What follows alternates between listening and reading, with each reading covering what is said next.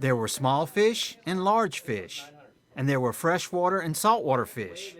But it was up to the attendees at a fish identification workshop to determine what was what. Being able to correctly identify fish in Louisiana is a challenge. We've got a huge amount of diversity in freshwater fishes here in Louisiana. And then if you take the estuaries and our saltwater areas, we've got a ton of really cool diversity. Fish from the same family can be difficult to distinguish, but if you know what to look for, it can be done accurately. We're looking at fin position, fin shape, size, mouth positions, lateral lines, scale size. Most fish will have 3 to 5 traits you can look at to tell them apart from other similar fish. Many of the participants work in public agencies charged with making conservation management decisions as part of their job. Others were instructors involved with teaching courses in fish ID.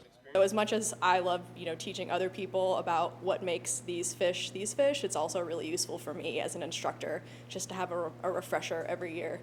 Identifying fish was a focal point of the event, but studying fisheries involves much more. You can study fish, sure, but it's also their surrounding environments, and it's water chemistry, and it's sedimentation and pollution, and there's just so many areas that encompass fishery studies. The workshop was conducted by members of the Louisiana chapter of the American Fisheries Society, and it allowed networking of agencies charged with caretaking Louisiana water bodies.